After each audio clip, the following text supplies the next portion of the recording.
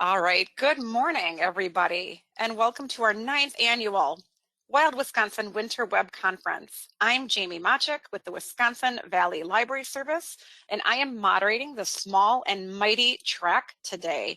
Assisting me is Joy Schwartz with the Winnifox Library System, and we're glad to have you here.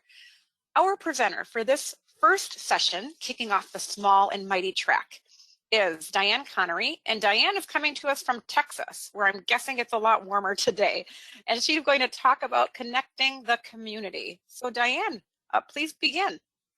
Thank you so much. Good morning, everybody. I am so glad to be here with you today because my favorite topic is libraries, especially rural libraries, and especially digital inclusion has become my mission.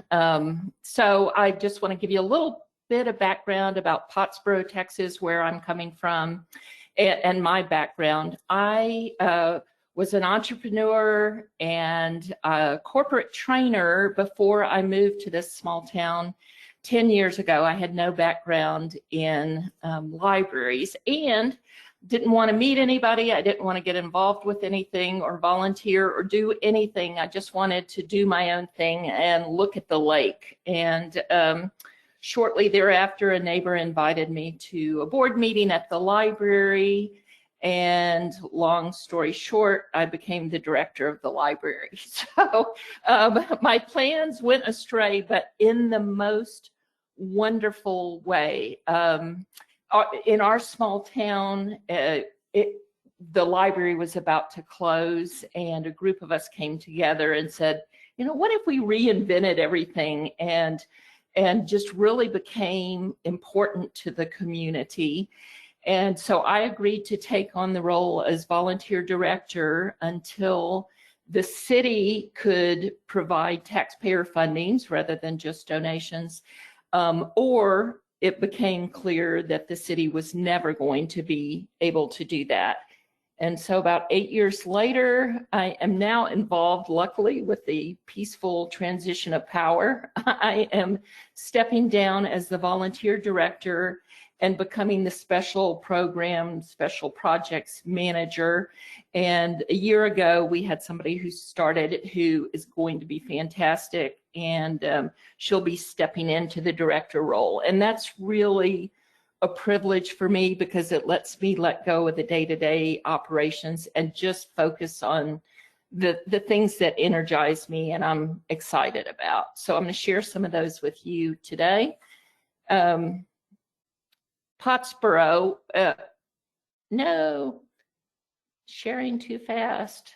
Pottsboro is between Oklahoma City and Dallas. It's a small town, probably it's about 2,500 right now within city limits, and an hour and a half north of Dallas. And when I got involved in 2010, the library was all donations, all volunteers. The volunteers were aging out. The donations were dusty books that had mud daubers and cobwebs and were yellowed and, as my son said, smelled like old people. And the library was absolutely, the building was packed with these books that literally had not been checked out, many of them in 15 years. And one of the first things I did was a major weeding, and actually had a semi truck pull up to the library to take the books away. And the reason that sticks in my mind is early on, because I didn't have a library background, I'd gone to the Association of Rural and Small Libraries conference, and I wish I could give her credit, but one of the speakers said, if people aren't getting mad, you're not doing enough. And let me tell you, when the semi truck took books away, people got plenty mad. But I had a vision for what the library could do. And every board meeting in the beginning was this discussion of, okay, we can stay open 5 more months before we have to close the door, 4 months. And it was just this negative, just sad thing. And So we went from, that was about 8 years ago, we had 0 from the city. In the fiscal year 1920, they contributed 33,500. So they started 8 years ago, they put in $4,000, and each year since then they have raised our budget. And I don't know the towns you're from, I know for big city libraries that sounds like nothing. But for us, there are very few businesses within the city. So that shows a significant commitment on their part, to the point that, I guess it was 2 years ago now, at the budget hearings, the police had asked for money to replace a 10-year-old police car, and the city turned them down and said, no, hang on to it for another year. We want to increase the library's budget. And so just to show you, the right-hand picture at the bottom shows our, that is the court, the police department. It literally rains into the police building when it rains because it's this tar paper roof. There's just not much money in our city. And some cities are quaint. Ours is not quaint. It's, some metal buildings, and that's what inside city limits looks like. Now on the left is the outside of city limits, and we're on a beautiful lake, Lake Texoma. A lot of people from, we call it the Metroplex, Dallas-Fort Worth, buy weekend homes here at the lake. And then many of those eventually retire to the lake. And so they're used to big city amenities and want some different kinds of services, different levels of service. For many of us who moved here from the city, lack of internet access was probably the most difficult transition that we had to make. And so for me personally, I'd raised 2 sons in large cities and in good schools, and they had access to the latest and greatest technology. And when I moved here, got involved with the library and started meeting with some of the kids, I learned that many of them did not have internet at home. They didn't have computers at home. The schools even didn't have a real robust setup or system of training for them. Their parents didn't have digital skills. And I just started thinking, how are these kids ever going to be on a level playing field when they graduate from high school, no matter what they do? And I know through COVID, you all have seen the same thing I have seen, that more and more people are dependent upon computers to do their business. I had a couple come in last week, probably mid-70s, and they just moved here from Colorado, and they needed to transfer their driver's license. And right now, the only way to make an appointment, and you have to make an appointment with the DMV, is to go online. The couple doesn't have internet, computers, they don't know how to use a computer. So they came here to the library to get an appointment. And they don't have an email address. I offered to set one up for them. They're not interested in that. So as I think this is probably a small town library thing, I set up the appointment using the library email address, and I told the couple I would call them when the appointment comes through. So we have so many examples of how dependent people are on the library for access. And libraries have always been about information, and information used to be mostly contained in books, and now so much of it is online that people need access to. And in the chat, I put a link for a grant that ALA is doing, and it's targeting small libraries, and it's $3,000 to do community conversations. So I hope as I'm talking today, some of this will like, I don't know, ring a bell or be of interest for you, that you might apply for that grant to have a conversation in your community about people's digital needs. Because at $3,000, you can do, as a small library, you can do a lot with that.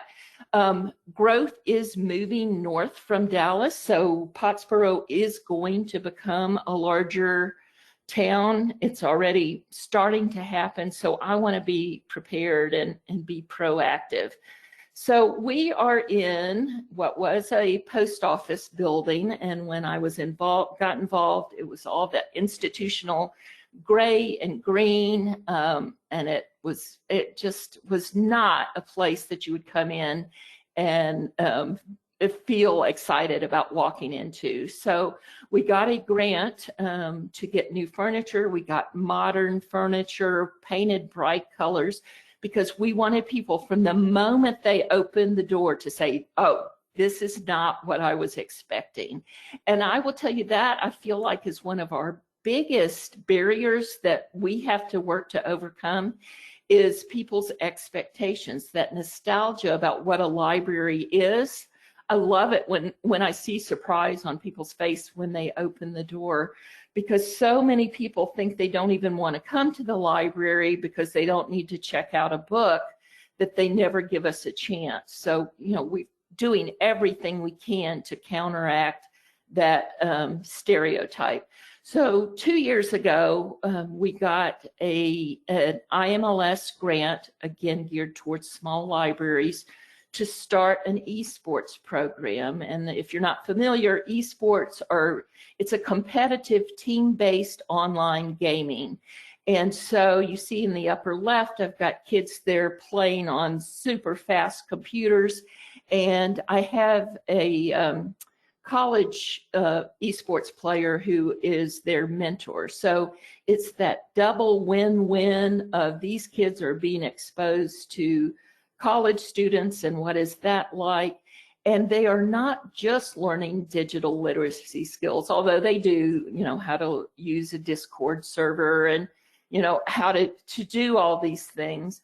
But it's also all sorts of 21st century skills, problem solving, communication, how to accept feedback, constructive feedback. After a game, they'll watch the game films from esports, just like football players do after a football game. And it may come a time that, like, okay, stop here. And okay, Hayden, at this point, when you made this move and turned to the left, that led to the eventual, you know, capture of our whole team. So what could we do differently? And Hayden, in that example, has to have the ability to not get defensive, to take that feedback, and for everybody to learn from it and move on. And I feel like even as adults, or maybe I'm just speaking for me personally, that's something that I need to grow my skills in accepting feedback and not getting defensive about it. So we had many programs that we offered in the past that I thought people would just absolutely knock down our doors to get in, and it would be crickets. Nobody would show up. But esports it has received this phenomenal reception. And so it can be done with, you know, one Nintendo Switch. It doesn't have to be this whole setup like we have done. Lower left is our pedal bicycle or pedal library. The school, which is about a third of a mile away, has a park where a lot of the parents park to pick up their kids after school. So we'll take our pedal library down there with a little solar generator and iPads and hotspots and books and let people connect to that and hand out books, issue library cards when we're down there when the weather's nice. And lower right is just to show you, you're seeing most of the library in this one shot. have always been basically this one big room. So we are not a quiet library. There's just no way for us to do that. And again, setting expectations, sometimes people come in here and I have sympathy. They need to take a test, or they're expecting quiet. And when they come in, it's not quiet. So we just work on setting that expectation. And all of this, I will tell you, is my experience and my understanding of how things work. All of us, our libraries are so different. Hopefully there'll be something you can take away to use at your library, but these are just my personal, I'm only speaking on behalf of Dianne Connery. I will tell you that one of the things we understood early on is that we needed to be seen as vital to the community. If the city with their limited funds was going to prioritize us up there on the level with, okay, we've got 100-year-old water lines that were clay and are breaking, and those need to be replaced, and the fire truck, isn't working right anymore. We knew we needed to be an essential service. And so one of the things that has happened is the library actually now, we manage IT for the city. And so that puts us in a very good position come budget time, when they know that we don't actually do there's a local computer business that can, do the work for them, but we are that expert consultant that will give them the opinions of whether something's worth paying for, all of that kind of thing. And so one of my learnings has been relationships and partnerships are a top priority. And how can you position yourself so that you are central to the community? In the lower right hand picture, that's a professor from Austin College, which is a liberal arts school. They're fantastic, about 30 minutes from here.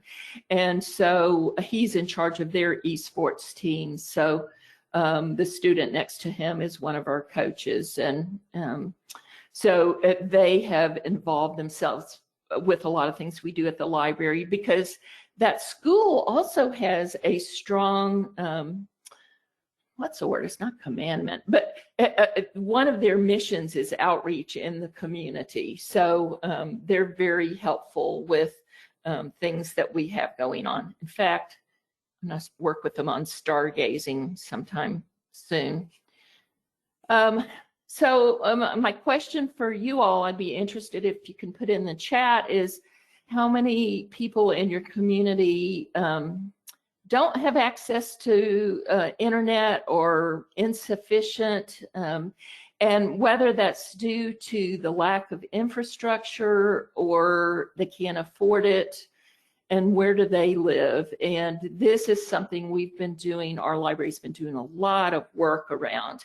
And early on when I was involved with the library, I'd gone to some kind of meeting at night and I'd forgotten something at the library.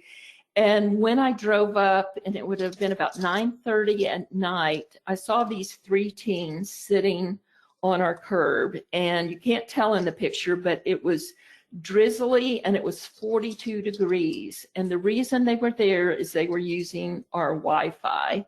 And I said, you know what, we can do better than that. So I had a meeting at the high school. What do you all need from us with the students? And they talked about how few of them had internet access, and teens being teens, they would wait till Sunday afternoons to do their homework.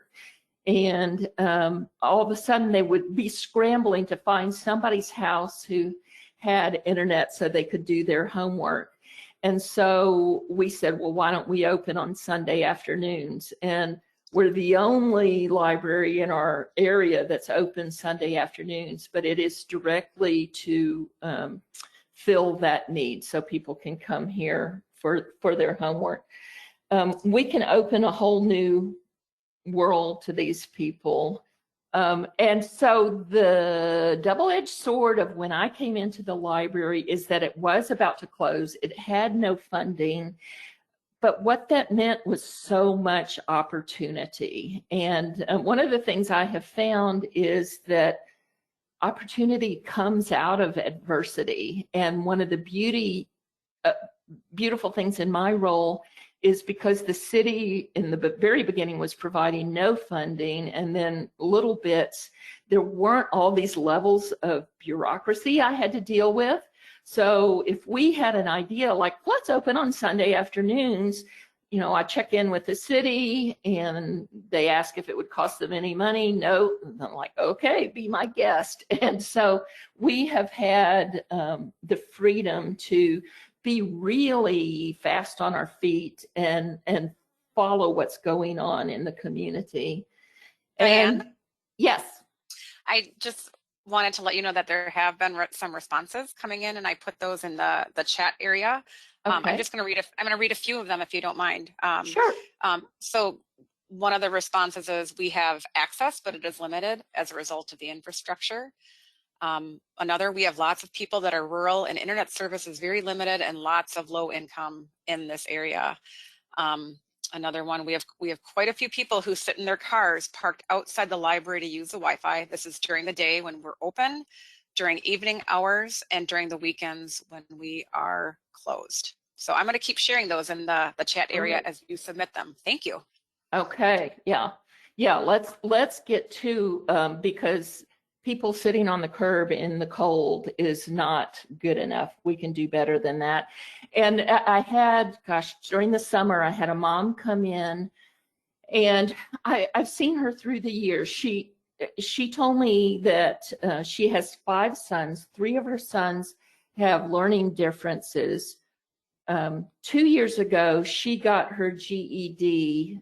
The only internet that's available in her neighborhood is satellite. She had no computer.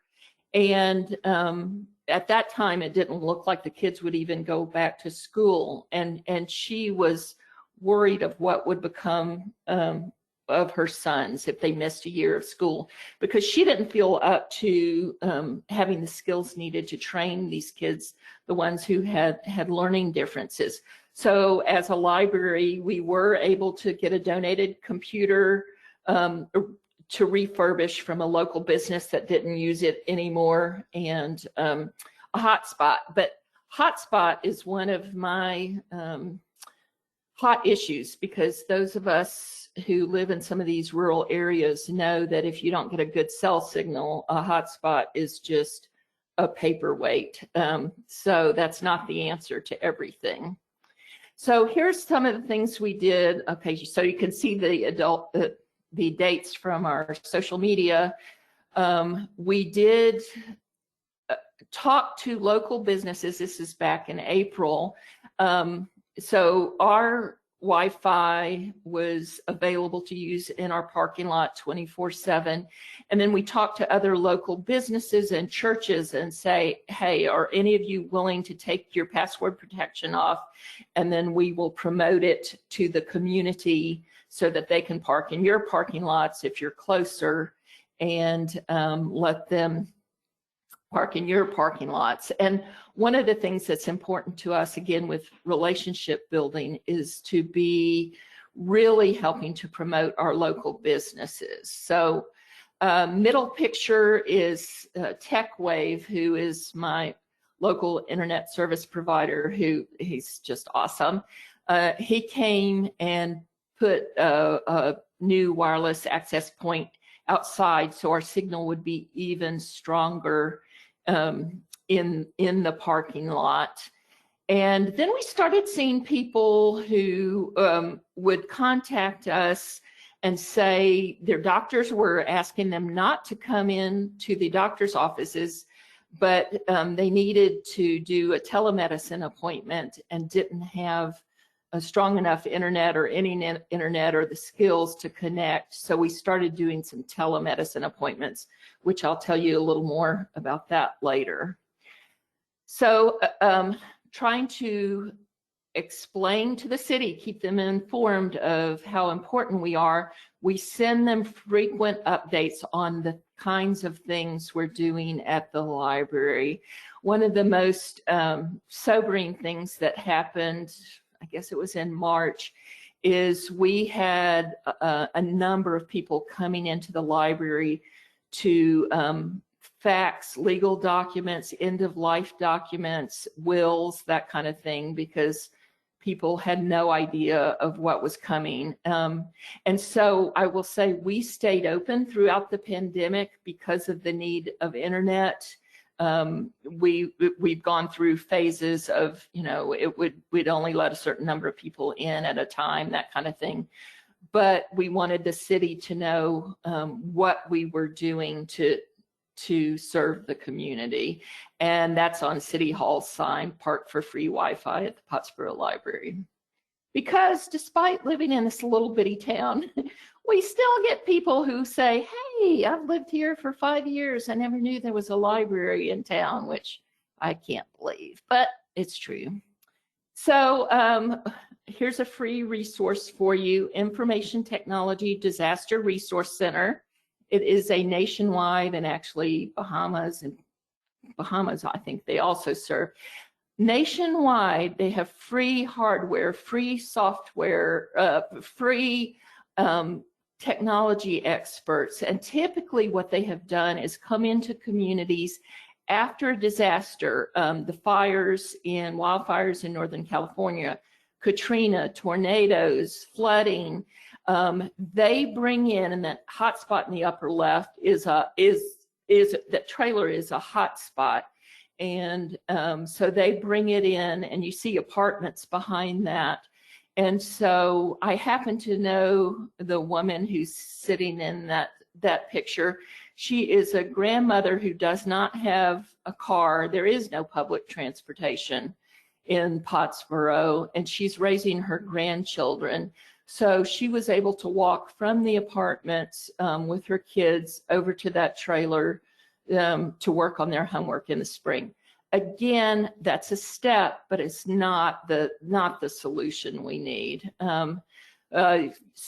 College students came home. So the middle picture there is a University of Oklahoma student working on his homework.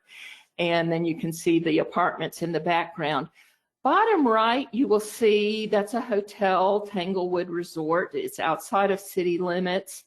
And I put the picture from that angle again to build a relationship with that hotel. They were willing to let us park the trailer in their parking lot. So when this was put on the news, the news featured that picture because I wanted the hotel manager to be happy and to really highlight their hotel. And I have cell phone numbers of the local reporters. They are always looking for content in a small town.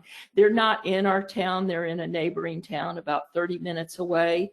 But especially during COVID, they were looking for good news, and quite frequently I will reach out to them and they'll be here within an hour to do a story on what we're doing. So actually through ALA Advocacy Office, I share our stories of what we're doing with the advocacy office, and they'll get back with me and say, hey, your representative needs to hear this story. Here's the contact number for the people who actually reads emails in their office. And then they connected me with Consumer Reports, who did a feature on what we were doing here in Pottsboro. And it just still amazes me and makes me so proud. This little bitty library that was getting ready to close is being featured in Consumer Reports. And then I have definitely found one opportunity leads to another. And so through stories like this, the stories are spread more widely, and it brings in new money, new funding, new opportunities. And that's been another learning of mine through all of this. The idea of infrastructure and spectrum is so boring. And I'm not a techie. I don't understand all this. I I depend on my internet service provider to understand all of this. But I've learned storytelling is important because it's such a dry topic that people have to connect with a person. So for instance, in Consumer Reports, I came in one day and there was a voicemail on the answering machine, and this man who just sounded like he was defeated, and he said he had been laid off from the hotel as a dishwasher and needed to file for benefits, but had never touched a computer in his life and couldn't get through on the phone. So I called him up, he came over, he showed me his phone. He had tried that morning, and it was only like 1:30 by that point, 143 times to call for benefits, but the phones were swamped. And so I sat down with him on the computer and we were able to get him his benefits. And that is truly making a difference in somebody's life. And it told a story that would, put a human face on what lack of internet access meant for people. Another thing I did, and this was not an original idea, I have very few original ideas. I just looked for what other libraries are doing, and it was a library in Pennsylvania, Schlow Library. I was on these weekly calls. Gigabit Libraries Network does these weekly calls about technology in libraries and what is a library if the building is closed. And they mentioned getting a Zoom account that they could check out to the community. And so the middle square there is Bubba, which seems like a very Texas name. Bubba is a local realtor, and he is excellent with putting videos together. I asked him if he would be willing to do a video about our Zoom account that we check out to the community. And he put together, it's probably about 30 seconds. We've shared it on social media. Each one of those squares are different business owners in our community. So we were able to highlight those local businesses, and those are actually photos. The only video piece of it is Bubba talking, and I love it because at the end of it, he says, if you need something, call Dianne at the library. And that just is so small town to me to say, call Dianne at the library. But we have hosted birthday parties, family reunions, just gaming nights, city council meetings. We run city council Zoom meetings for them, board meetings, cocktail parties, birthday parties, all those kinds of things. And of course, we help people learn how to use it. I talked to a woman who's 89 years old through it on the telephone of how she could connect to her neighborhood association's Zoom meeting. So right now I am talking to you from our virtual health room because we started seeing the need for telemedicine rooms. We wrote a grant, $20,000 to the National Library of Medicine, and they are regional. They have grants available for all of you to apply for, and they are looking for partnerships in communities. And that's a huge learning I have had. All these people with money and academics and theoretical philosophy and all that, what they don't have is connection in the community, the boots on the ground to reach the people in the community. And that is what we do have. I didn't have that other side of things. So I reached out, got the $20,000 grant to clean out this storage room and get all the old donated books and stuff out of it. And it is now a dedicated virtual health room. And my partner is University of North Texas Health Science Center. 2 days a week throughout the period of this grant, people from the community can come in to our room and connect virtually with doctors at the Health Science Center, whether they're Medicaid, Medicare, private pay, insurance, whatever it is, they can connect here with the doctor. And if they don't have digital literacy skills. I can help them get set up and then leave them alone for their appointment. And this is coming. I'm getting calls from libraries and state libraries all over the country asking how to do this, and some big level grants being written towards this. So this may be a need in your community too. If people don't have the infrastructure, and turns out in some research I've done that people in rural communities have less favorable health outcomes because they'll put off going to the doctor because it's so long to drive. They don't have transportation, they don't have internet, they don't have the skills. But we could help people live longer. And in our community, one of the things that happens, I told you people would retire here to the lake, but quite frequently what has happened is as they age, rather than aging in place, which would be their preference, they'll move back to the city because of the lack of health care. And so I think this could be a trend that could actually help people age in place, which would affect the economy of our town. So it's got some big potential to it. Oh, there's a missing picture there.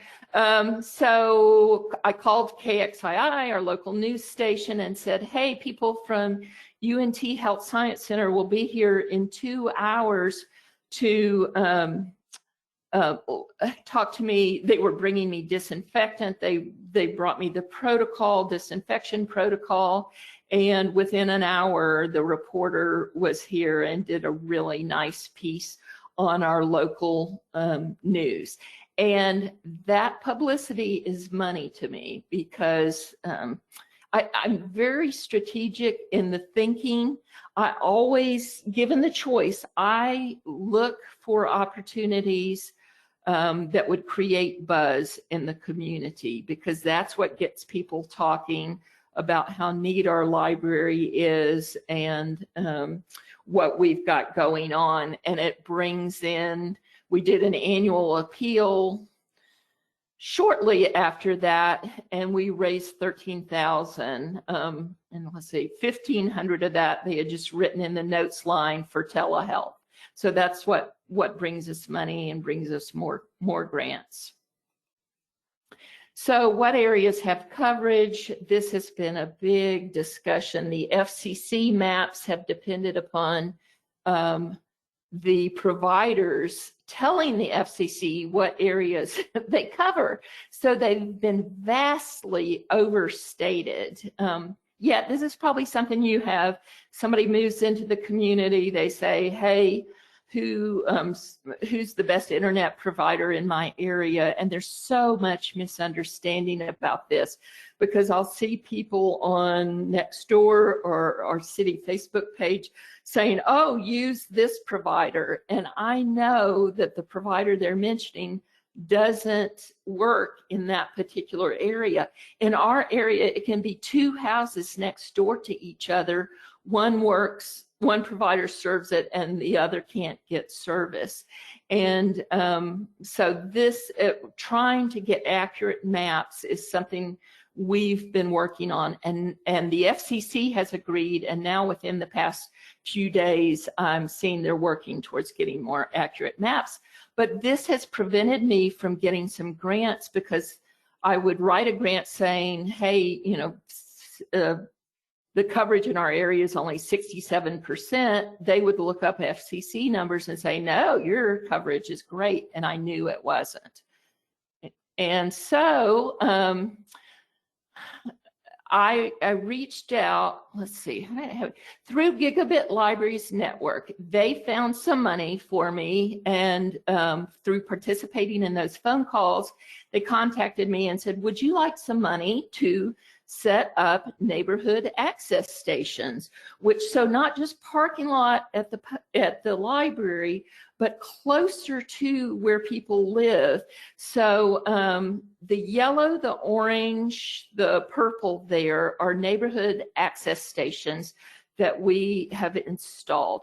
all those blue markers I got from the school district in the spring. I said, would you give me a map of what students don't have internet in their homes? And it's actually, this was from the spring, so the picture is actually worse than that, because originally people thought, oh, we'll just use our phones, and then they've learned that that's not sufficient. So we have those neighborhood access stations. We have installed, bottom left, you see is a bait and tackle shop. One's a volunteer fire department, one's just kind of in a neighborhood. The green at the bottom is me here at the library. So just trying to get this service out closer to where people need it. And again, for me, my particular interest in our community, virtual story times are not what I prioritize as the services that we could provide that would meet the greatest needs. It's getting infrastructure built and getting internet service to people. And that has not traditionally been the role of a library. So again, this is available to all of you. University of Michigan, their School of Information Studies, twice a year, they take proposals to have their graduate students do a project for people who live outside their area. I've used them twice. Once was for esports. They wrote a LibGuide and a tutorial how other libraries could start esports program. And this semester they did for me an analysis of internet availability in our area. And I asked them particularly to put a human face on it. So they did interviews on, it's an interactive map, so you can click on the map and say, okay, here's the mother of 5 who can only get satellite and can't afford that. And even if she could afford it, 5 kids can't be studying at home at one time. And so they're telling the story. And I'll go through these quickly. They've created personas to protect their privacy of who these people are and how lack of infrastructure impacts them. And if I go back to those community conversations and that libraries transforming communities, these I think would be great community conversations to have, because people in our community can't even agree on if there is a problem, because some people who have decent internet at their house are so confused, like, what are you talking about? It's fine here. So I think us painting this picture for them is really important. You can't survive today without the internet. Just some quotes. Again, I can use these with my storytelling, with my grant writing. What does this look like for somebody not to have internet in their home? I was surprised to find out the number of teachers in our school system who did not have internet in their home. And the school district got hotspots, which then they realized the number of them that were actually paperweights because the people couldn't get cell signals in their house. So sitting in a closet at the school, all, the year subscription paid for, but they're worthless for these people because they're blocked by living down in a little valley or blocked by trees or hills. So the hotspots did nothing for them. Nobody will service us out here. The companies, if you're AT&T, it doesn't make sense to run a line out to an area that's only going to have maybe 20 homes that could potentially subscribe to your service. And, obviously all of those wouldn't. So it's no return on investment for them. But through interaction, participation with Shelby Schools, Hospital, Library, Broadband Coalition, they are working with our legislators to make this known and make something happen. So I'm not all doom and gloom and not always crying. Sometimes I have fun. One of the things we did with esports is just like a drive-in movie. We took it outside in the spring. We turned a trailer sidewise, and just with a projector we had and Nintendo Switch, we had people sign up and they would drive up and play in these Mario Kart tournaments, 4 people playing at a time. And it was so much fun. People were honking their horns and flashing their lights and that kind of thing, playing. And as social distancing guidelines relax, we plan to do this just, people bring your lawn chairs, bring your snacks, or maybe friends of the library could sell snacks as a fundraiser, and just this, community event of people getting together. And just while we're here, the metal shed, the beige and the blue there is our library of things. I had a very generous person in our community walk in one day with a check for $10,000 and handed it to me and said, "We trust you to do something that matters for the community. Let's, do it." And so I came up with a library of things. Because we have no public transportation, I found out some people in our area who live in housing authority housing were doing all their grocery shopping at the dollar store. So afternoon snack for their 5- and 7-year-old was a bag of marshmallows. They were never getting fresh produce or that kind of thing. So we got cargo bicycles. We check out dehydrators and canning supplies and tables and chairs and outdoor games. And for grandparents, we have, high chairs, that kind of stuff. The things that you don't want to buy and store because you're using them infrequently. Our most popular are carpet cleaner and pressure washer. But now that we have the telehealth room, we're also, the hospital's donating to us durable medical equipment. So if you short-term need a walker, or I'm not taking potty seats, but if you need walker, that kind of thing, you can just check it out from the library. This story, by the way, again, I'm very proud. It was picked up worldwide. It ran, I saw pieces from Finland, Ireland, Australia, United Kingdom, and it was picked up worldwide. People talking about Pottsboro, Texas. So it blew my mind.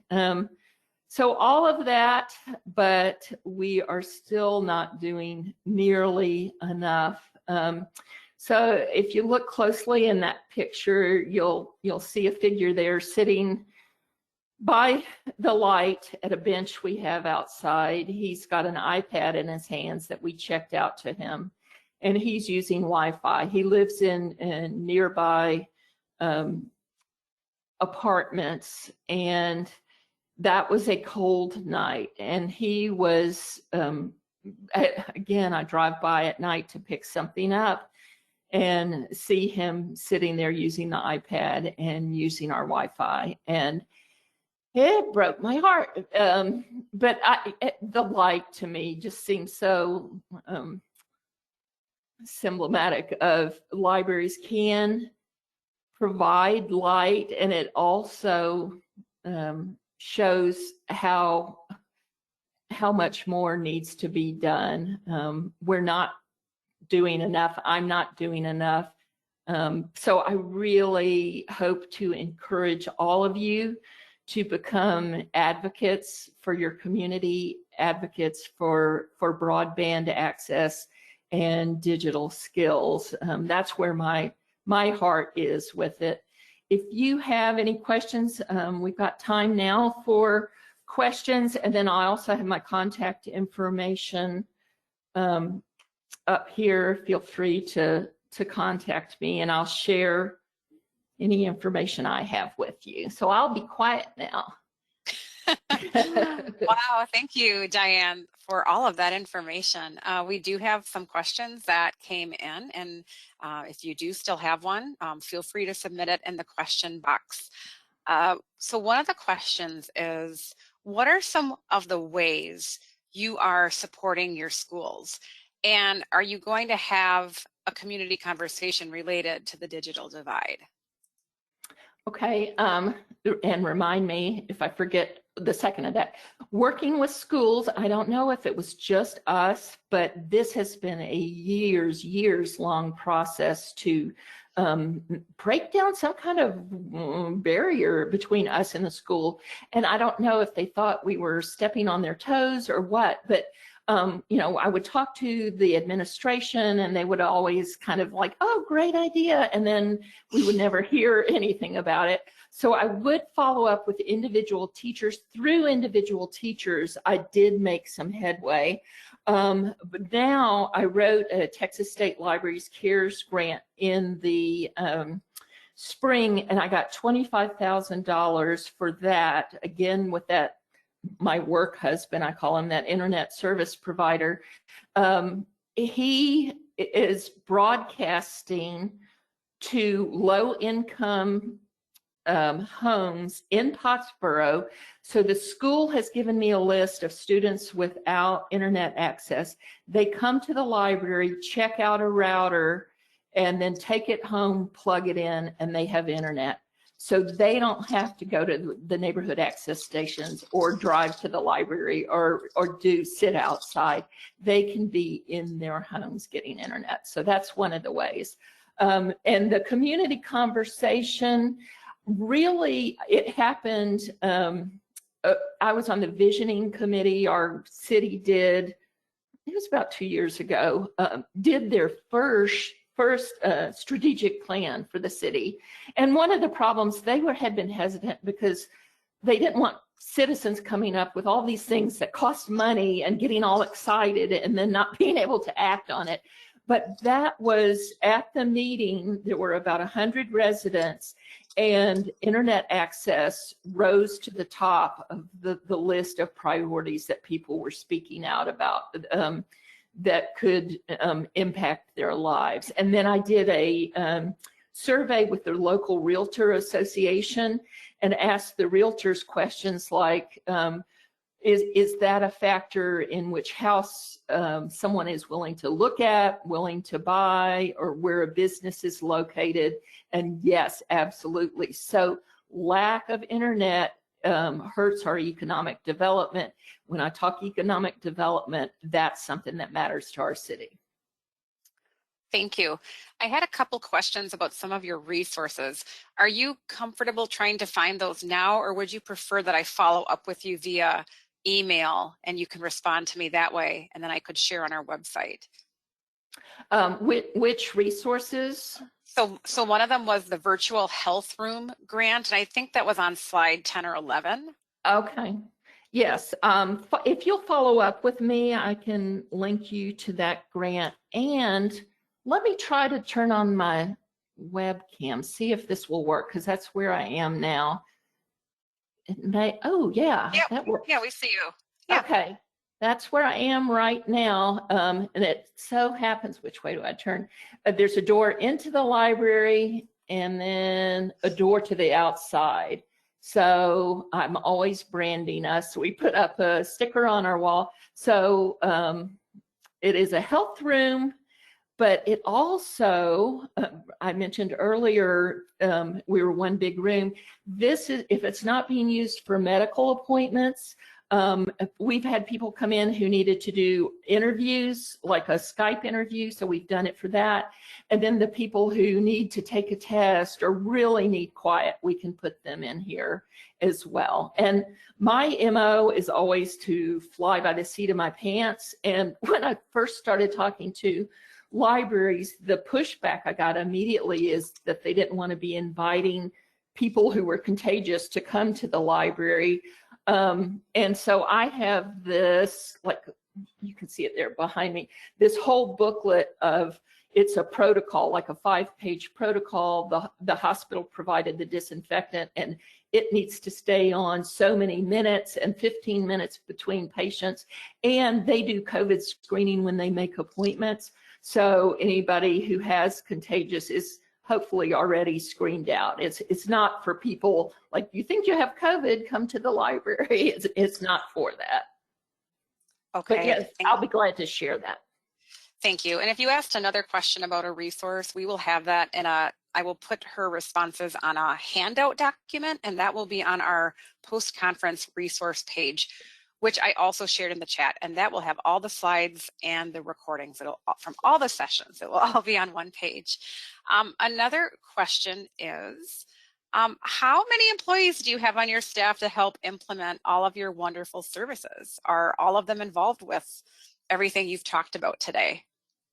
We have one paid staff member, and that's not me. It's Lindy, who'll be taking over as director. And she is paid 25 hours a week, which is the number of hours our library is open. So it's been the two of us for the past year. The other source we used to have of staff members, there's a federal program, SEP, Senior Citizen Community Employment Program. And so the federal government pays older adults who are low income for up to 4 years to work in nonprofits to teach them job skills so they could get back in the job market. And so we have had some of those workers to work the desk. Wonderful, wonderful. So you talked about today the things that you are doing in Pottsboro and in the community. What are the next plans, or where do you see for the library, like 5 years down the road, when you talk about these connections and improving internet access? What do you see? Well, okay. So my first thought when you say that is, the pattern has been, I start out, like I see something that interests me, I start heading down that road, and then, oops, that's my stop talking. And then it heads me down a little different path, and then a different, and one leads to another. So I try to remain open and light on my feet to follow where things lead me, follow where the funding goes. I mean, they talk with grant writing about not chasing the funding, but we've been so low on funding. And there's so many needs in my community. I have followed the funding many times. And right now, there is huge funding coming for this infrastructure and for telehealth. So those are the two areas that I see building our services. And then, I just see digital literacy skills too as something, as, we get people in here and they say, I've never touched a computer before in my life. And now I see more and more how are people going to, live their daily lives without that. So tune in 5 years, who knows? Maybe, who knows where I'll be. We'll bring you back for the We'll bring you back for the 2026 conference, and you can update us. Well, Dianne, we're just about out of time. I want to mention a couple comments that came through. Someone said, love the idea of drive-in gaming. Another attendee said, wonderful inspiration. I too struggle watching my patrons trying to work from their cars or benches outside the library. Thank you for sharing. So thank you for a great presentation, and thank you to all of you who were here today and participated with us. So up next we have the stretch break coming up at noon, and I'm going to be leading that. That's going to be a 15 minutes meditation and stretch break. The link is on the website. I also put it in chat. It's not too late to sign up. Our next session in the Small Libraries track is with a Wisconsin librarian, Angela Bodislaw from Spooner. She's going to be talking about how do you, when you feel overwhelmed and hear great ideas, how do you look at projects in a new way? So I hope to see some of you at that. And if not, I hope you have a great rest of your day. Remember that a survey will appear on your screen after we sign out today about this session. It will also appear in your email. So I hope to see you later on. And if not, have a great rest of your day.